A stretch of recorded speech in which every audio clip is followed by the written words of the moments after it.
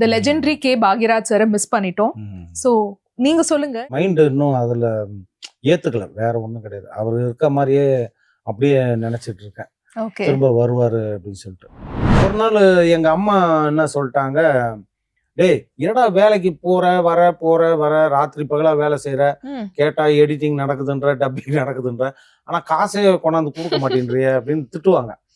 திட்டுன்னு ஒரு நாள் என்ன சொல்லிட்டாங்க, மனசு சங்கடப்பட்டு, நான் செத்தாதான்டா நீ காசு கொடுப்பேன்ட்டாங்க. உடனே நான் என்ன பண்ணிட்டேன், என்னடா அம்மா இப்படி சொல்லிட்டாங்களே அப்படின்னு சொல்லிட்டு நான் காலங்காத்தால ஒரு வண்டியை எடுத்துட்டு போயிட்டு நேரா ப்ரொடியூசர் ஆஃபீஸ்க்கு போயிட்டேன். போன உடனே அவரு என்ன ஜெகன் இவ்வளோ சீக்கிரம், இல்லை சார் எங்கள் பாட்டி செத்துட்டாங்க அப்படின்ட்டு. என்னது பாட்டி செத்துட்டாங்களா? உடனே அவர் ஃபோனை போட்டு ஒரு அசோசியேட் டைரக்டர், ஏங்க ஜெகன் பாட்டி செத்துட்டாங்களா, டி நகர்லேருந்து வரும்போது ஒரு மாலை வாங்கிக்கின்னு வாங்கணும்னு எனக்கு பகிர்றேன். ஐயோ. Let's welcome actor Sembuli Jagan to our show. வணக்கம். எப்படி இருக்கீங்க? நல்லா இருக்கேன். ஸோ பிருந்தா, இப்பதான் நம்ம ரீசெண்டா பார்த்தோம். ஆக்சுவலா ராசுகுட்டி படத்தோட promo recreation video 30 years before 30 years after ஒரே சீன், அந்த சீன் வந்து ரீக்ரியேட் பண்ணி சோஷியல் மீடியால செம்ம ட்ரெண்ட் ஆச்சு லாஸ்ட் இயர். ஸோ அவ்வளோ சந்தோஷமா இருந்துச்சு அதை பார்க்கும்போது. பட் அப்படியே இந்த வருஷம் பார்த்தா ஒரு பெரிய வருத்தம். த லெஜெண்டரி கே பாக்யராஜ் சாரை மிஸ் பண்ணிட்டோம். ஸோ நீங்க சொல்லுங்க, நீங்க அவரோட வந்து ஏகப்பட்ட மூவிஸ் ஒர்க் பண்ணிருக்கீங்க, உங்களோட குருநாதர் அவர். ஸோ நீங்க எவ்வளவு மிஸ் பண்றீங்க நம்ம சார்?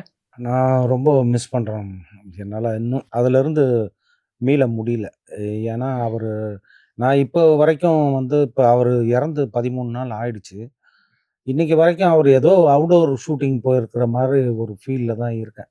எப்படியாவது திரும்பி வருவாருன்ற மாதிரி. அவர் இறந்தது இன்னும் என்னுடைய மைண்டு இன்னும் அதில் ஏற்றுக்கல, வேற ஒன்றும் கிடையாது. அவர் இருக்க மாதிரியே அப்படியே நினச்சிட்டு இருக்கேன். திரும்ப வருவார் அப்படின்னு சொல்லிட்டு. இந்த ரீக்ரியேஷன்றது நான் வந்து ஃபேஸ்புக்கில் பார்த்தேன். 30 years ஆயிடுச்சு இந்த படம் ரிலீஸ் ஆகி அப்படின்னு சொல்லிட்டு அதை நான் டைரக்டர்கிட்ட காமிச்சேன். சார் 30 வருஷம் ஆயிடுச்சு நம்ம ராசுகுட்டி ரிலீஸ் ஆகி. அவரே ஆச்சரியமாக கேட்டார், என்ன சொல்கிற 30 வருஷம் ஆயிடுச்சா அப்படின்னு சொல்லிட்டு. அதுக்கப்புறம் உட்காந்து அந்த படத்தை ஒரு தடவை லேப்டாப்பில் ஃபுல்லாகவே படம் பார்த்தார். நானும் பக்கத்துலேயே உட்காந்து பார்த்துட்டு இருந்தேன் அந்த படத்தை.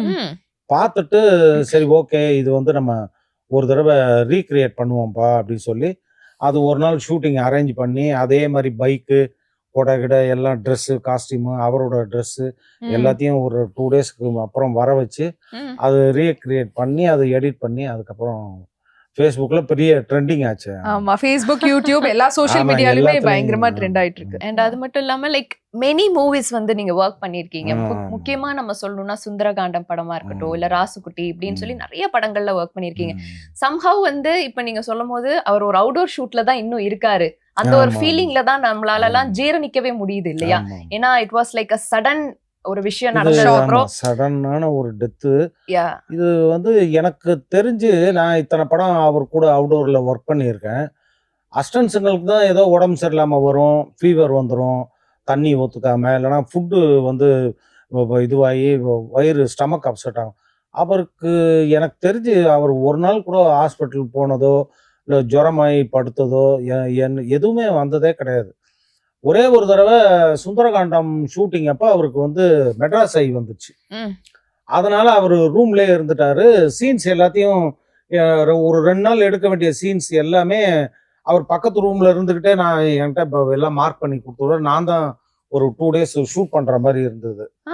அப்புறம் 2 நாள் கழிச்சு சரியாகி வந்துட்டாரு. அதுக்கப்புறம் அந்த மாதிரி அவருக்கு உடம்பு வந்து இந்த மாதிரி இருக்கு, ஹெல்த் இஷ்யூ இருக்கு, அது இதுன்னு எந்த ஒரு ரிப்போர்ட்டுமே கிடையாது. இது எப்படி நடந்ததுன்னு எனக்கு இன்னும் அதான் நம்பவே முடியல. அவருடைய டெத்து வந்து அதுலேயும் வந்து என்னன்னா ஒரு 13 நாளைக்கு முன்னாடி 15 நாளைக்கு முன்னாடி தான் அவர் பெரியவர் இறந்தாரு. அதுல இருந்து கொஞ்சம் அவர் இறுக்கமாக தான் இருந்தார். அதுக்கப்புறம் இவருடைய டெத்து ரொம்ப எல்லாருக்குமே இண்டஸ்ட்ரியில ஷாக். அவருடைய ஃபேமிலி, அவருடைய ஃபேன்ஸு, டெக்னீஷியன்ஸ் எல்லாருக்குமே ரொம்ப பேரதிர்ச்சியா இருக்கு. ஃபர்ஸ்ட் அந்த நியூஸ் வரும்போது எனக்கு வந்து அது நம்பலை நான். ஏன்னா திடீர்னு ஏதாவது ஒரு ஃபேக் நியூஸ் ஏதாவது ஒன்று விட்டுருவாங்க நடுவில். அப்புறம் வந்து சாரி சார் அப்படின்ற மாதிரி சொல்லுவாங்க. அந்த மாதிரி இருக்குமோ அப்படின்னு தான் நான் முதல்ல நினைச்சேன். இது எனக்கு நம்புற மாதிரி இல்லை அப்படின்னு சொல்லிட்டு. அதுக்கப்புறம் நான் அவுட்டோர்ல இருந்தேன், வேற ஒரு படப்பிடிப்புல இருந்ததுனால. அப்புறம் ஆனா மெட்ராஸ்ல இருந்து எனக்கு நம்ம எடிட்டர் சுப்புன்னு ஒருத்தர் இருக்காரு. அவர் ஃபோன் பண்ணி எனக்கு கன்ஃபார்ம் பண்ணிட்டு சொல்லுப்பா அப்படின்னு சொன்னதுக்கு அப்புறம் ஆமாண்டா கன்ஃபார்ம் இந்த மாதிரி ஹாஸ்பிட்டல் போனாங்க, இந்த மாதிரி ஆயிடுச்சு, ஹார்ட் அட்டாக்கு அப்படின்னு சொன்னதுக்கு அப்புறம் தான் நான் கிளம்பி. ஒருவேளை லைக் அவருடைய குருநாதரோட இழப்பு தான் தாங்க முடியாம இந்த ஒரு காரணம் ஆகிடுக்குமோ அப்படிங்கிற மாதிரி பேசுறாங்க. நீங்க என்ன சார் நினைக்கிறீங்க? அதுவும் ஒரு காரணமா இருக்கலாம், அது ஒரு காரணமா இருக்கலாம். அண்ட் அதே மாதிரியே நம்மளோட லெஜெண்டரி டைரக்டர் பாக்யராஜ் சார்ட்ட அசிஸ்டண்டா எப்படி போய் அப்ரோச் பண்ணீங்க? நான் ஒரு 3 வருஷமாவே அவர் வீட்டு வாசல்ல அசிஸ்டண்ட்டுக்காக வெயிட் பண்ணிட்டு இருந்தேன். அவரு வருவாரு, பெரிய கூட்டம் இங்க வாசல்ல, ப்ரொடியூசர்ஸ் ஒரு பக்கம், இந்த பக்கம் ஒரு 10 கார், அந்த பக்கம் ஒரு 10 கார், எல்லாம் வெயிட்டிங்கு, அசிஸ்டன்ட்ஸு, மேனேஜர்ஸு அப்படின்னு இருப்பான். நானும் அந்த கும்பலில் நின்றுட்டே இருப்பேன். டெய்லி ஒன்றும் இல்லை, சும்மா சார் வணக்கம் அப்படின்னு சொல்லிட்டு போயிடுவேன். அதுக்கப்புறம் 3 இயர்ஸ் கழிச்சு தான், தம்பி நீ என்னப்பா, நீ எதுக்கு இங்கே வந்திருக்கிற, டெய்லி பார்க்குறேன், உன்னை பார்த்தா பாவமாக இருக்கு அப்படின்னு. சார் அசிஸ்டன்ட் டைரக்டராக தான் ஜாயின் பண்ணுறதுக்காக நான் வந்திருக்கேன். இங்கே இருக்கிறவங்க எல்லாருமே அசிஸ்டன்ட்ஸ் தான். நீ வந்து இவங்கெல்லாம் எப்போ முடிச்சுட்டு வெளியே போகிறது, அப்புறம் நீ எப்போ வந்து ஜாயின் பண்ணுறது, நீ ஒரு வருஷம் கழிச்சு வாப்பா அப்படின்னாரு. சார் நான் 1 வருஷம் கழிச்சு வந்தால் திரும்ப நான் 3 வருஷம் உங்களை பார்க்கறதுக்காக வெயிட் பண்ணணும் அப்படின்னு ஷாக் ஆகி என்னை திரும்பி பார்த்தாரு. திரும்பி பார்த்துட்டு அப்போ வந்து ரத்தத்தின் ரத்தமே ஷூட் ஆரம்பிக்க போகிறாங்க.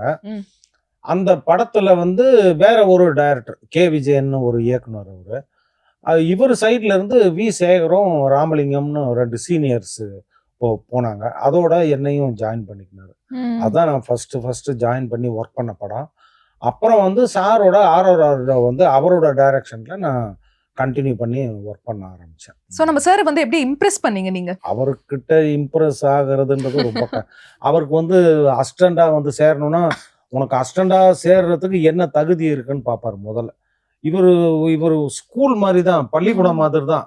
எவனா லேட்டா வந்தாக்க வெளியில 2 மணி நேரம் நிக்க வச்சிருவாரு, செட்டுக்கு வெளியில நிக்க வச்சிருவாரு. அவனை 2 பேரும் நான் கண்ணிலே பார்க்க கூடாதுயா, பாத்துக்கோ நீ அப்படின்ற 2 பேரும் வெளியில நின்றுவானுங்க. லேட்டா வந்தாலும் வெளியே நிக்க வச்சிருவாரு. அவன் ஒழுங்கா அது உனக்கு நான் எத்தனை மணிக்கு சொன்னேன், நானு நீ எத்தனை மணிக்கு வர, நான் வந்து இங்க உட்காந்துருக்கேன், நீ ஏன் லேட்டா வந்த அப்படின்னு நிக்க வச்சிருவாரு. அவரு வந்து வாத்தியார் தான் நம்மளுக்கு எல்லாருக்குமே.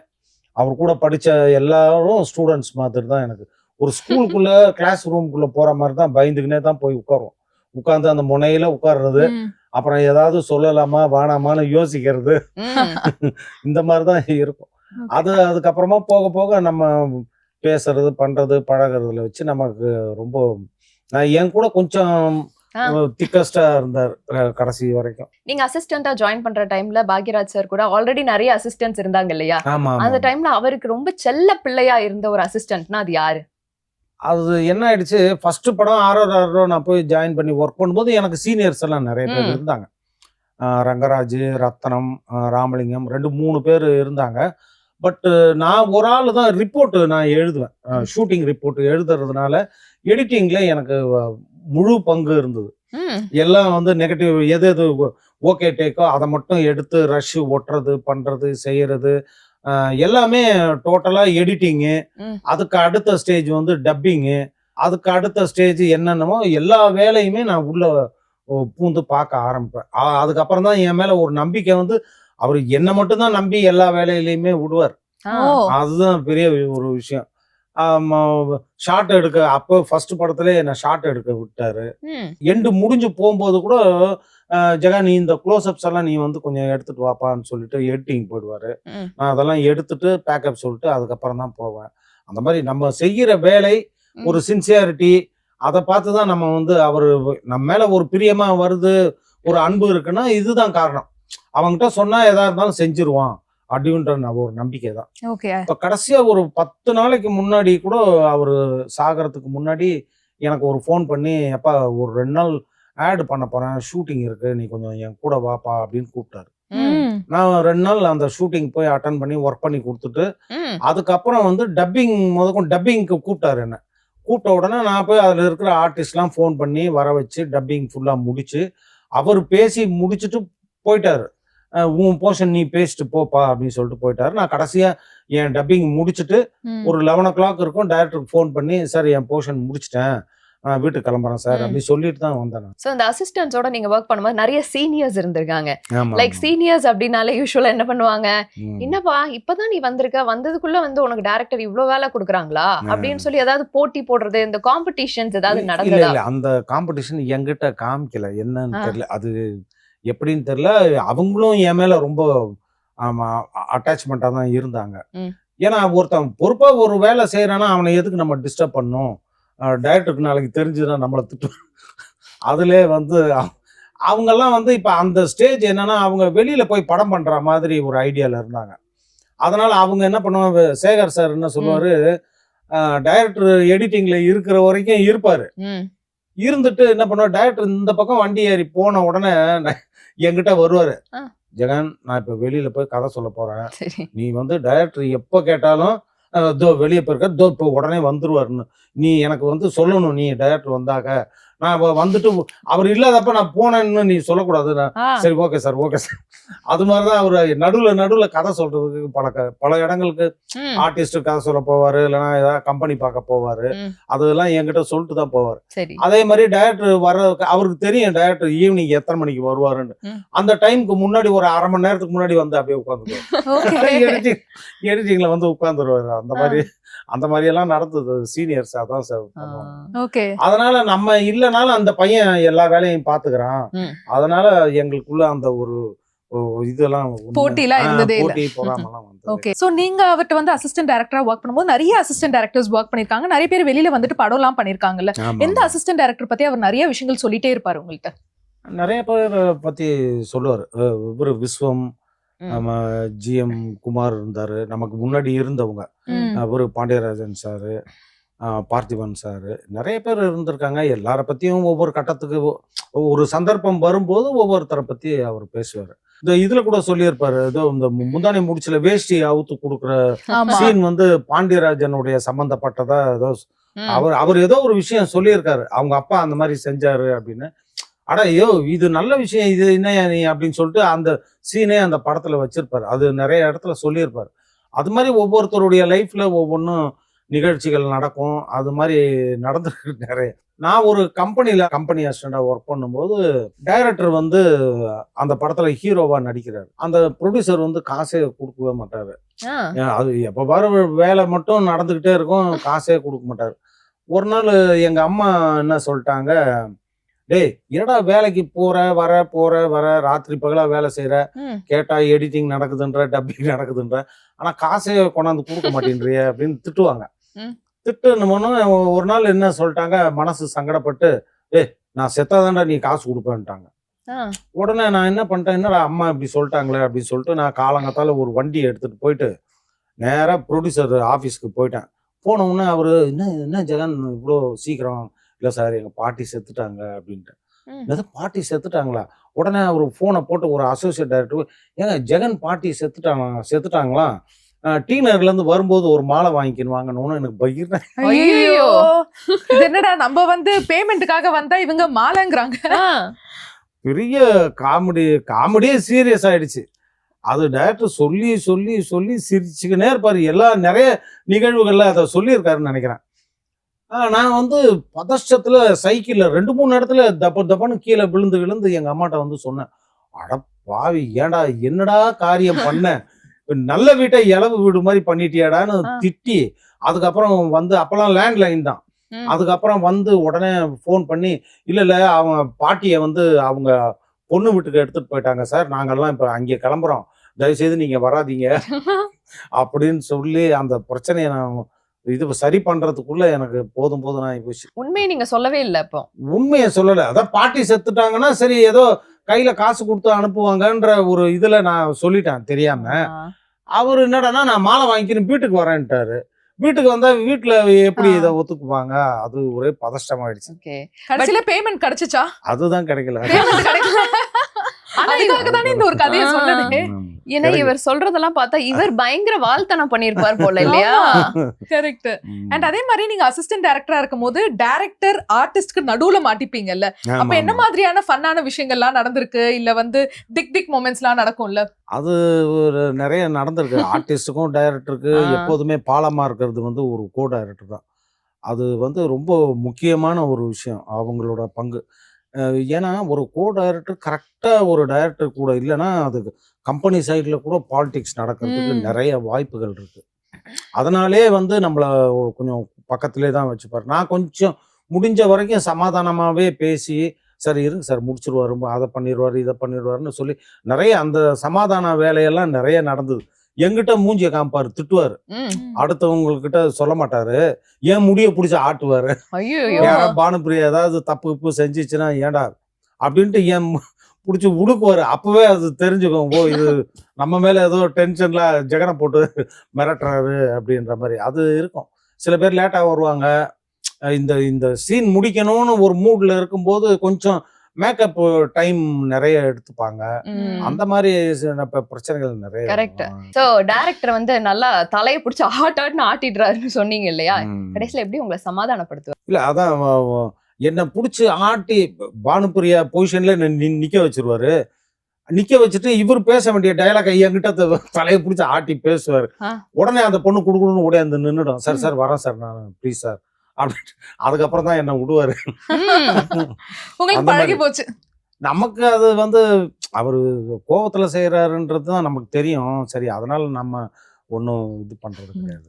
அண்ட் அதே மாதிரியே பாக்யராஜ் சார்ட்ட இது வரைக்கும் நீங்க வாங்கினதுலயே மறக்க முடியாத திட்டு என்றால் என்ன திட்டு? நான் எங்க டைரக்டர்கிட்ட இது வரைக்கும் ஒரு திட்டு கூட வாங்கினதே கிடையாது. நான் அவரு என்ன வந்து கோவப்பட்டதோ இல்ல திட்டு வாங்கினதோ இல்லவே இல்லை. நான் தான் டைரக்டர் மேல கோவப்படுவேன். ஓகே, அது செய்யாதீங்க, இது செய்யாதீங்கன்னு நிறைய சொல்லுவேன். இது பண்ண அட்வைஸ் கூட பண்ணுவேன் நான் சில நேரத்துல. சார் இது செய்யாதீங்க சார், இது வேண்டாம் அப்படின்லாம் சொல்லுவேன் நான்.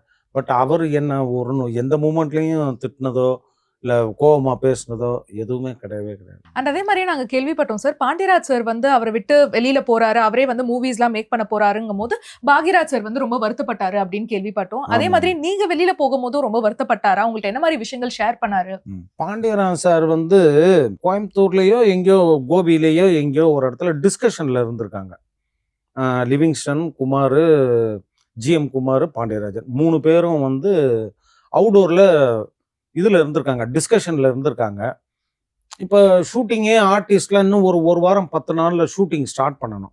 அந்த கை குழந்தை வந்து அவங்களுக்கு கிடைக்கல. அதனால இவங்க 3 பேரையும் அனுப்பிச்சு சென்னையில போயிட்டு அந்த குழந்தை வந்து கரெக்டா பார்த்து பிடிச்சி அந்த குழந்தைய இங்க கொண்டு வாங்கன்னு சொல்லிதான் அவங்க 3 பேரையும் அனுப்பிச்சாரு.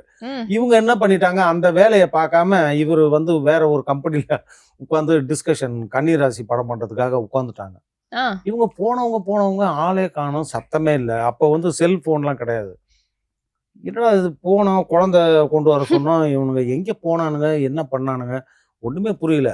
அந்த கடுப்புல தான் வந்து அதுக்கப்புறம் மேனேஜர்ஸ் யாரோ அரேஞ்ச் பண்ணி அந்த குழந்தை கொண்டு வந்துட்டாங்க. அப்புறம் ஆட்டோமேட்டிக்கா ஷூட்டிங்கும் ஸ்டார்ட் பண்ணி போயிட்டே இருக்குது.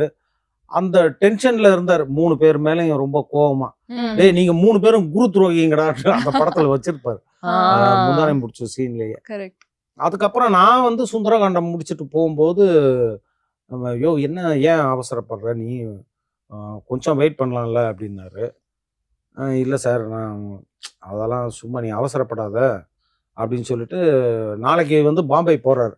அவரோட ப்ரொடக்ஷன்ல இப்போ வாசு சார் டைரக்ஷனு அம்மா வந்தாச்சுன்னு ஒரு படம். அந்த படத்துக்கு நான் இப்போ 15 நாள் பாம்பே போறேன், நீ என் கூட வா, வந்துட்டு நீ என்ன இப்போ கதை பண்ண போற என்ன கொஞ்சம் சொல்லு அப்படின்னாப்புல. சரி நான் டைரக்டர் கூட பாம்பே போனேன். போயிட்டு ஃப்ரீ டைம்ல ஒரு நாள் ஷூட் முடிச்சுட்டு வந்து ஒரு நாள் ஒரு 1.5 மணி நேரம் நான் டைரக்டருக்கு கதை சொன்னேன். கதை சொன்னோன்னா அப்படியே கதையை கேட்டே இருந்தாரு. கேட்டே இருந்துட்டு என்ன அது நீ சொல்ல சொல்ல கதை சொல்லும்போது அப்படியே நான் வர மாதிரி போற மாதிரி எல்லா சீன்லயுமே நான் தான் இருக்கிறேன் அப்படின்ற மாதிரி சொன்னாரு. சொல்லிட்டு நல்லா இருக்கியா அப்படின்ற மாதிரி தான் சொன்னாரு. சொல்லிட்டு அதுக்கப்புறம் அந்த ஷெட்யூல் முடிஞ்சதுக்கு அப்புறம் குன்னூர்ல ஷிஃப்ட் ஆகுது. ஷிஃப்ட் ஆகும்போது சொன்னாரு, இந்த மாதிரி நான் பஞ்சு சாருக்கு படம் பண்ண போறேன், நீ ஒரு வாரம் இருந்துட்டு கதை முடிவு ஆனதுக்கப்புறம் வேணா நீ போப்பா அப்படின்னு.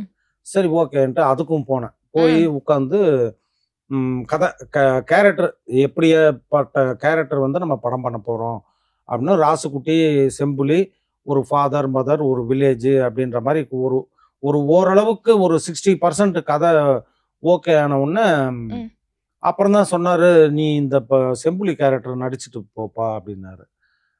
இல்லை சார் அதெல்லாம் நமக்கு நடிப்பெல்லாம் சரியாக வராது, அதுவும் உங்கள் கூட நடிக்கணும்னா அதெல்லாம் முடியாது அப்படின்னு சொல்லிட்டாங்க. ஓ நீ இதை நடிச்சின்னா உனக்கு ஒரு நல்ல ஃப்யூச்சர் இருக்கும், நீ நாளைக்கு நடித்து டைரக்ட் பண்ணலாம், இல்லை நடிக்கலாம், நீ என்ன வேணாலும் பண்ணலாம், நான் சொன்னா கேளியா அப்படின்னாரு. இல்லை சார் நான் முடியாது, என்னால் முடியாது அப்படின்னு சொல்லிட்டேன். கடைசி வரைக்கும் முடியாதுன்னு தான் சொன்னேன். ம். பட் ஒரு கட்டத்துக்கு மேலே முடியாதுன்னு சொல்ல முடியாத சூழ்நிலை வந்ததுக்கப்புறம் நான் வந்து நடிகனா ஆகி கேமரா முன்னாடி ஓ. நிக்கிற மாதிரி ஆயிடுச்சு. ஓகே, ஆ. அதனாலதான் டைரக்டரா வந்து உங்களை நாங்க மிஸ் பண்ணிட்டோமா? ஆமா, அதுதான் இருக்கலாம். பட் அதுல ஒரு பெரிய விஷயம் என்னன்னா இப்ப வரைக்கும் அவர் நடிச்சிட்டு இருக்காரு இல்லையா? சோ அண்ட் இப்ப கூட ஒரு படம் நீங்க பண்ணிட்டு இருக்கீங்க. definite-ஆ சந்தானம் சார் படம் நடிச்சுக்கிட்டு இருக்கேன். காரைக்குடியில ஷூட் போயிட்டு இருக்குது. ஆ. அப்புறம் இன்னும் 2 படம் கமிட்மெண்ட்ல இருக்கு. ம். எல்லாம் அதுக்கு அடுத்த மாசம் பண்ணலாம். என்னென்ன மாதிரி Okay. கேரக்டர்ஸ் நாங்க உங்களை எப்படி ஒரு புது விதமான ஒரு ஜெகன் அவர்களை எப்படி பாக்குறது? அது அடுத்த வர படத்துல ஒரு படம் முடிஞ்சு ரெடியா இருக்கு. அது இன்னும் ரிலீஸ் ஆகல. ம். ஃபிளைட் மோடுன்னு ஒரு படம். அது Flight mode. Flight mode. ஆ. அது ஒரு நல்ல மெட்டீரியல் தான். அது அவங்க காப்பிலாம் ரெடி ஆயிடுச்சு. பட் ரிலீஸுக்காக கொஞ்சம் பிசினஸ்க்காக வெயிட் பண்ணிட்டு இருக்காங்க. Done. அது ரிலீஸ் ஆயிடுச்சுன்னா எனக்கு கொஞ்சம் ஒரு பேர் நல்ல Yes, பேர். நிச்சயமா. yes, yes. இப்போ உங்களுக்காக ஒரு அருமையான செக்மெண்ட் நாங்க வச்சிருக்கோம், பாடல் செக்மெண்ட். Okay. சோ நாங்க வந்து பாட ட்ரை பண்ணுவோம், பாட்டு பாடுவோம், அந்த பாடல்ல இருந்து கேள்வி கேட்போம், நீங்க வந்து தயவுசெய்து அதுக்கு என்ன பதில் மட்டும் பாடுன்னு சொல்றாதீங்க. எங்க கூட நீங்க சேர்ந்து பாடலாம் சார். ஏன்னா நாங்களே அந்த அளவுக்கு தான் பாடுவோம். அதனால சரி. நீங்க எங்க கூட சேர்ந்து டெஃபினட்டா பாடலாம். சரி, ஓகே, ரெடியா சார்? ஆரம்பிச்சிடலாமா? ரெடி. ஃபர்ஸ்ட் சாங் வந்து பொதுவாக என் மனசு தங்கம் ஒரு போட்டின்னு வந்து விட்டா சிங்கம். இப்ப பாத்தீங்களா என் கூட சேர்ந்து ஆமா. நீங்களும் பாடுனீங்க. அதான் சொன்னேன். லைக் ஒரு சில பேர் எப்படி இருப்பாங்கன்னா நம்ம கிட்ட நல்லா தங்கமா பழகுவாங்க. டக்குன்னு ஒரு போட்டி வந்துருச்சு இல்ல ஒரு ஆப்பர்ச்சுனிட்டி வந்துருச்சுன்னு வச்சுக்கோங்களேன், கூட இருக்கவனே தள்ளி விட்டுட்டு போயிடுவாங்கல்ல. ஆமா, அந்த மாதிரி ஆமா. சூழ்நிலை உங்களுக்கு நடந்திருக்கா? அது மாதிரி ஒரு சூழ்நிலை பெருசா ஒன்றும் நடந்தது இல்ல. உங்களுக்குன்னு ஒரு படம் வந்திருக்கும் வாய்ப்பு, அது வந்து டக்குன்னு வேற யாருக்காவது தட்டி பறிச்சு போற மாதிரி அந்த மாதிரி நடந்திருக்கா? அது மாதிரி நடந்திருக்கு மேடம், நிறைய நடந்திருக்கு. ஓகே, ஆனா லைஃப்ல நடந்திருக்கு. ஆமா, ஆமா, அப்படி ஆமா. நடக்கும் போது நீங்க என்ன சொல்லிப்பீங்க? இது வந்து எனக்கான ஒரு ஆப்பர்ச்சுனிட்டி இல்லன்னு இல்ல, எடுத்துப்பீங்களா? நமக்கு கிடைக்கிறதா நமக்கு கிடைக்கும். நமக்கு இல்ல இன்னொருத்தருக்கு போதுன்னும் போது அது அவங்களுக்கானது தான். நமக்கு இல்லைன்றது முடிவாயிடுது இல்ல. அதனால எனக்கு அதனால எந்த ஒரு வருத்தமும் அதுக்காக உட்காந்து கவலைப்படுறது அதெல்லாம் நான் பண்றதே கிடையாது. பட் என்ன ஒரு விஷயம்னா சார், பாக்யராஜ் சாரோட ஒர்க் பண்ணிருக்கீங்க, அசிஸ்டண்டா இருந்திருக்கீங்க. பட் ஒரு டைரக்டரா நம்ம இன்னும் வலம் வர முடியலையே அப்படின்னு சொல்லி அந்த வருத்தம் இருக்கா? கண்டிப்பா இருக்கு. ம். ஒரு ப்ராஜெக்ட் ஒன்று பண்ணேன் நானு. ம். அந்த ப்ராஜெக்ட் வந்து ஒரு 15 நாள் ஷூட் போயிட்டு நின்றுட்டு அது கூட இருந்த சில பேர் எல்லாம் நிறைய காசு கீசெல்லாம் இது பண்ணிட்டு நம்மளை லாக் பண்ணி விட்டு போயிட்டாங்க. அது நிறைய நியூஸ் பேப்பர்லலாம் நிறைய வந்துடுச்சு. அதெல்லாம் வந்து அதிலிருந்து நான் மீண்டு வர்றதுக்கு கொஞ்ச நாள் ஆயிடுச்சு. அதனால இப்போ டைரக்ஷன்னால யாரை நம்புறது, யாரை நம்பி பின்னாடி போறது, அது கொஞ்சம் அந்த பயம் ஒன்று இருக்குது. அதனால நான் அது சரி இப்போ வேண்டாம்னு தள்ளி போட்டே வந்தேன். ஆனால் பட் ஃபியூச்சர்ல கண்டிப்பா ஏதாவது ஒரு படம் பண்ணணும்னு எனக்கு ஐடியா இருக்கு. அடுத்த பாடல், உள்ளத்தில் நல்ல உள்ளம் உறங்காதென்பது வல்லவன் வகுத்ததடா கண்ணா. எனக்கு வருவதை எப்ப எனக்கு வந்து மனசு வருத்தம் சோகம் எது வந்தாலும் அந்த பாட்டு தான். அந்த கேரக்டர் வந்து கர்ணன் கேரக்டர் ரொம்ப பிடிச்சமான ஒரு கேரக்டர். இவ்வளோ நல்லது பண்ணி செஞ்சு கடைசியில அவனுக்கு அப்படி ஒரு முடிவு வரணுங்கிறது பெரிய வருத்தமா இருக்கும். அந்த பாட்டு எனக்கு ரொம்ப இன்ஸ்பைரிங்கான ஒரு சாங் உண்மையிலே. உங்க லைஃப்ல கர்ணனா யாரு இருக்காங்க சார்? உங்களுக்கு வந்து ஒரு ட்ரஸ்ட்வர்த்தி ஃப்ரெண்டு, கஷ்டம்னா உடனே வந்து நாங்க நிப்பாங்கப்பா அப்படின்னா அது யாரு? எனக்கு இது வரைக்கும் யாரும் அந்த மாதிரி எல்லாம் வந்து நின்னதே கிடையாது. நான் எங்க டைரக்டர் மாதிரி தான். அவருடைய மனசுக்குள்ள இருக்கிற பிரச்சனைகள் எதையுமே வெளியிலேயே சொல்லவே மாட்டாரு. நானும் அது மாதிரி தான். முடிஞ்ச வரைக்கும் நம்ம முடிஞ்சு நம்ம என்ன ட்ரை பண்ணி நம்ம அதை சரி பண்றோமோ அதுதான் முயற்சி பண்ண ஒழிய யார்கிட்டையும் பெருசா போய் எதிர்பார்த்தோ இல்லை ஒரு ஃப்ரெண்ட்லியா செய்வாங்கன்ற அந்த மாதிரி யாரும் நான் பண்ணதும் இல்லை. நான் அந்த மாதிரி போய் நின்றுட்டு யார்கிட்டையும் கேட்டதும். யாரை நம்பி நான் பிறந்தேன், போங்கடா போங்க. சோ நம்ம லைஃப்ல வந்து நடக்கிறதுக்கு எல்லாத்துக்கும் காரணம் நம்ம தான் அப்படிங்கிற விஷயம் நமக்கு எல்லாருக்குமே இப்போ ஒரு மெச்சூரிட்டி வந்தனால சொல்றோம். பட் ஒரு காலத்துல வந்து இவங்க வந்து நமக்கு ஏதாவது பண்ணுவாங்க, இப்ப இவங்க கூடயே நம்ம இருந்துட்டு இருக்கோம், லைஃப்ல என்னைக்காவது ஒரு நாள் ஒரு உயரத்துக்கு போயிடலாம் நம்பிட்டே இருப்போம் இல்லையா? அப்படி நம்பிட்டே இருக்கும்போது கடைசியில பார்த்தா அந்த ஆளே இருக்க மாட்டாங்க. அந்த மாதிரி சூழல்ல சார் உங்களை நீங்க எப்படி தயார்படுத்திக்கிட்டீங்க அப்படி ஒரு சூழல் வரும்போது? மன தைரியம் தான், வேற ஒண்ணுமே கிடையாது. இப்ப நம்ம கூட நேத்து வரைக்கும் இருந்தவர் இன்னைக்கு இல்லவே இல்லை. அவர் அவர் ஒரு மாரல் சப்போர்ட் மாதிரி தான் எங்களுக்கு எல்லாருக்குமே இருந்தார். எங்கள் டைரக்டர் எப்போதுமே அவருக்கு நான் வந்து 2 நாளைக்கு ஒரு தடவை 4 நாளைக்கு ஒரு தடவை எதான்னா டப்பு டப்புன்னு ஃபோன் அடிச்சிருவான் அவருக்கு. சார் நான் எங்கே இருக்கீங்க, என்ன பண்ணுறீங்க சார், இந்த மாதிரி ஒருத்தவங்க கேட்டாங்க, அப்படி ஒன்று கேட்டாங்க, நம்ம எல்லாம் உடனே பதில் சொல்லிட்டே இருப்பார். அவர் பிஸியாக இருந்தால் கூட அந்த வேலையை முடிச்சுட்டு என்னப்பா ஃபோன் பண்ணியிருந்தேன்னு சொல்லி எனக்கு ஃபோன் பண்ணுவார். அப்படி ஒருத்தர் இல்லை இன்னைக்கு. அதான் யாரை நம்பி நான் பிறந்தேன், அது மாதிரி தான் நான் யாரையும் பெருசா நம்புறதும் இல்லை. நடக்கிறது எல்லாம் கடவுள் செயல் தான். நம்ம கிட்ட பெருசா எதுவுமே கிடையாது. இப்ப நமக்கு ஒரு நல்லதோ கெட்டதோனா டக்குன்னு நம்ம யாருக்காவது ஃபோன் பண்ணுவோம் இல்லையா, இவங்க கிட்ட சொன்னா ஒரு ஆறுதல் கிடைக்கும், இல்ல இவங்க கிட்ட அந்த ஹாப்பினஸ் ஷேர் பண்ணிக்கலாம் அப்படின்னா உங்க லைஃப்ல அது யாரு? எல்லாமே எங்க டைரக்டரா தான் இருந்தாரு. நான் எதா இருந்தாலும் அவர்கிட்ட சொல்லுவேன்.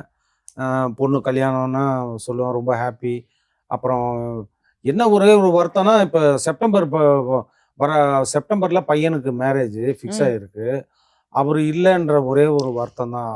நான் அவரை ரொம்ப நான் பத்திரிக்கை கொண்டு போய் வச்சு அவரை கூப்பிடணும் கல்யாணத்துக்கு, ரொம்ப ஆசையாக இருந்தேன். என் பையனும் அவர் மேலே ரொம்ப பிரியமாக இருப்பான். அவன் ஒரு 2 இயர்ஸ் வந்து பெங்களூரில் ஒர்க் பண்ணான். அப்போ அவன் போர் அடிக்கும் போதெல்லாம் எங்கள் டாக்டருக்கு ஃபோன் பண்ணிடுவான். ஃபோன் பண்ணிட்டு, அங்கிள் ரொம்ப போர் அடிக்கிட்டே, என்னடா என்ன வயசு அது உனக்கு, அதுக்குள்ளே போர் அடிக்கிறது. அப்போல்லாம் நாங்கள் என்ன சொல்லணும் அப்படின்னு சொல்லிட்டு பேசி அவனை சமாதானப்படுத்துவார். அப்படிலாம் சொல்லக்கூடாதுப்பா, பண்ணக்கூடாதுப்பா அப்படின்னு சொல்லிட்டு. பட் இந்த டெத்துக்கு அவங்க பெரியவங்கெல்லாம் சொன்னாங்க, உனக்கு நிச்சயம் இருக்குது, நீ போக வேண்டாம்ப்பான்னா. பட் இல்லை எனக்கு எதானாலும் பரவாயில்ல, நான் அங்கிளை போய் பார்த்துட்டு தான் வருவேன் அப்படின்னு சொல்லிட்டு வந்தான். என் டெத்துக்கு அவனும் என் பொண்ணு 2 பேருமே வந்தாங்க. அங்கே சிரிப்பவர்கள் சிரிக்கட்டும், அது ஆணவ சிரிப்பு. சோ நம்மள பார்த்து நிறைய பேர் சிரிப்பாங்க, நம்மள பார்த்து நிறைய பேர் கேலி எல்லாம் பண்ணுவாங்கல்ல, அந்த மாதிரி சிச்சுவேஷன்ஸ் நீங்க எப்படி ஓவர் கம் பண்ணுவீங்க? சிரிச்சிட்டு போறாங்க. நம்ம வந்து ஒரு காமெடியன் தானே, அதனால எல்லாருமே நம்மளை பார்த்து சிரிக்க தான் செய்வாங்க. சிரிப்பாங்க, பாராட்டுவாங்க. வேற என்ன, நம்மளை வந்து யாரும் தவறா என்னைக்குமே எடுத்ததே கிடையாது. நம்மளை பார்த்து எல்லாருமே என்னை பார்த்த உடனே ஒரு ஹாப்பினஸ் வந்துடும் எல்லாருக்குமே. வாங்க வாங்க ஜெகன் அப்படின்னு தான் சொல்லுவாங்க. அது மாதிரி நம்ம சிரிக்கிறவங்க சிரிச்சுட்டு போட்டோம். அதனால பரமசிவன் கழுத்தில் இருந்து பாம்பு கேட்டது கருடா சௌக்கியமா, அந்த மாதிரி ஒரு அருமையான ஒரு தத்துவ பாடல் அப்படின்னு நான் இது சொல்லுவேன். அடுத்த லைன் பாத்தீங்கன்னா, யாரும் இருக்கும் இடத்தில் இருந்தால் எல்லாம் சௌக்கியமே அப்படின்னு அது பதில் சொல்லியிருக்கு இல்லையா. இந்த மனிதர் வந்து என் லைஃப்ல வந்து இல்லாம இருந்திருந்தாலோ சரி, இல்ல இருந்திருந்தார் அப்படின்னா இன்னைக்கு நான் எங்கேயோ போயிருப்பேன். இவர் வந்து ஒரு ஆப்பர்ச்சுனிட்டி கொடுத்திருந்தாரு அப்படின்னா நான் ஏதோ ஒரு இடத்துல பெரிய லெவல்ல இன்னைக்கு நான் இருந்திருப்பேன்னா நீங்க யார சொல்வீங்க? எனக்கு ஒரு நல்ல ப்ரொடியூசர் கிடைச்சிருந்தா, என் கதையை கேட்டு அவரு ஓகே பண்ணி ஒரு பட வாய்ப்பு கிடைச்சிருந்தா நான் அவரை தான் சொல்லுவேன். அது யாருன்னு இன்னைக்கு வரைக்கும் தெரியல. அந்த மாதிரி ஒரு ஆள் எனக்கு இனிமே வந்தா நல்லதுன்னு நினைக்கிறேன். எவ்வளவு பட்ஜெட்ல வந்து நீங்க ஒரு ப்ரொடியூஸ் பண்ணணும் ஒரு படத்தை? ஒரு 3 crores பட்ஜெட். 3 crores போதுமா? போதும். அதே மாதிரி உங்களோட குருநாதர் பாக்யராஜ் சாரோட பசங்களும் சினிமாக்கு வந்தாங்க. பொண்ணும் சினிமால நடிச்சா, பையனும் இப்ப வரைக்கும் நடிச்சிட்டு இருக்காரு, சாந்தனு பாக்யராஜ் அவர்கள். உங்களோட பசங்களை ஏன் எங்களால சினிமால பார்க்க முடியல? அவங்களுக்கு ஆசை இருந்துச்சா, நீங்க வேண்டான்னு சொன்னீங்களா, என்ன நடந்துச்சு? இல்ல, பொண்ணுக்கு இன்ட்ரெஸ்ட் கிடையாது. அது வந்து ஐடி போயிடுச்சு. பையனுக்கு வந்து இன்ட்ரெஸ்ட்னாக்கா நடிக்கணும்னு இன்ட்ரெஸ்ட் கிடையாது. அவன் இப்போ ஸ்டில் எடுக்கிறதுக்கு போஸ்ட் கொடுனா கூட கொடுக்கவே மாட்டான், சிரிட்டனா கூட சிரிக்கவே மாட்டான். அவனுக்கு சினிமோட்டோகிராஃபி மேலே கொஞ்சம் இன்ட்ரெஸ்ட் இருந்தது. அவன் இன்ஸ்டியூட் போகணும், நான் கேமராமேன் ஆகணும். அவனை என்னுடைய ரொம்ப நெருங்கிய நண்பர்கள் 2 பேர் இருக்காங்க இன்னைக்கு இண்டஸ்ட்ரியில். திருவனு ஒரு கேமராமேன், இன்னைக்கு நம்பர் 1 நேஷனல் அவார்டு வின்னாரு. அதுக்கு அடுத்தது ராம்ஜி வந்து என்னுடைய கிளாஸ்மேட். அவன் நானும் அவனும் 6th SLC வரைக்கும் ஒன்னாவே படித்தவங்க, ஒரே கிளாஸ்ல. ஆனால் என்னை கொண்டு போய் அவங்க கிட்ட விடுங்கன்னு சொல்லி ஒரே அடம். அப்புறம் நான் சொன்னேன், அது உனக்கு சினிமா வந்து வேண்டாம், செட் ஆகாது, அதுக்கு வந்து ஒரு சில பேக்ரவுண்டு வேணும், இல்லாமல் கொண்டு போய் அவனை உள்ளே விடுறதுன்றது எனக்கு விருப்பம் இல்லை. அதுக்கப்புறமா அவனை சமாதானப்படுத்தி அவனை பண்ணிட்டு இப்போ வந்து அவன் வந்து ஒர்க் பண்ணுறான், ஐடியில் கம்ப்யூட்டர் இன்ஜினியராக இருக்கான். அது இப்போ கொஞ்சம் மறந்துட்டான், அதெல்லாம் மறந்துட்டு வேலையிலே பிஸியாக இருக்கிறான். அதனால எனக்கு பெருசாக அதில் இன்ட்ரெஸ்ட் இல்லை. அடுத்த பாடல், வரவு 8 செலவு 10 அதிகம் 2 கடைசியில் துந்தனா. எனக்கு இத்தனை வருஷம் எப்படி என்னுடைய குடும்பத்தை ஓட்டினேனே எனக்கே தெரியல. அது ஒரு அப்படியே மேஜிக் மாதிரியே போயிடுச்சு. சில இடத்துல ஷூட்டிங் போவேன். ஒரு சொல்றேன், ஒரு 10 வருஷத்துக்கு முன்னாடி சொல்றேன். ஷூட்டிங் போய் ஒரு 10 நாள் நடிப்போம். போகும்போது ஒரு செக்கு கொடுப்பாங்க. அதை பேங்க்ல போட்டு போயிருப்பேன் நான். திரும்பி வரும்போது ஊர்ல இருந்து வந்த உடனே பேங்க் போவேன். சார் நீங்க போறதுக்கு முன்னாடி இந்த செக்கு திரும்பி வந்துருச்சு, என் கையில கொடுப்பாங்க. அந்த மாதிரி எல்லாம் நடந்திருக்கு. நிறைய நிறைய அந்த மாதிரி நடந்திருக்கு. ஏகப்பட்ட காசு, என்னுடைய பணங்கள் சரியா வர்றதில்ல, போறதில்ல. பட் இந்த சூழல்ல நான் எப்படி இந்த பசங்களை படிக்க வச்சேன், எப்படி பிராட்டப் பண்ணன்றதே பெரிய ஒரு மிராக்கலான ஒரு விஷயம்தான் அது. சட்டி சுட்டதடா கை விட்டதடா.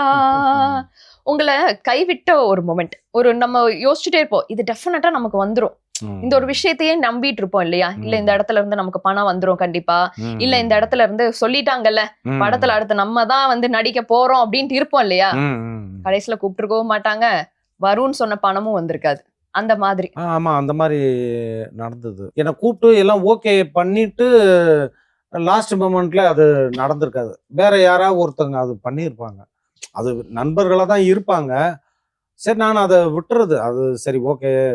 அவங்க வேற யாராவது ஒருத்தருடைய ரெக்கமெண்டேஷன்ல அவங்க வந்திருப்பாங்க. எனக்கு டைரக்டர் சைட்ல இருந்து ஒரு சப்போர்ட் வந்திருக்கும். அவருக்கு ப்ரொடியூசர் சைட்ல இருந்து ஒரு சப்போர்ட் வந்திருக்கும். சரி, ஓகே, இவர் சொல்றாரு, அதனால சரி, ஓகே, இவரை போடுங்கப்பா. ஆனா பட் என்னை கூப்பிட்டு பேசியிருப்பாங்க அந்த கம்பெனில. அது அந்த மாதிரி நடக்காத. அந்த மாதிரி என்னை கூப்பிட்டு, சரி நான் நம்பிட்டு இருப்பேன், சரி ஒரு 10 நாள் வேலை வருதுன்னு நம்புவோம். அது சில நேரம் நடக்காம போயிடும். அது யூஷுவல் தான்.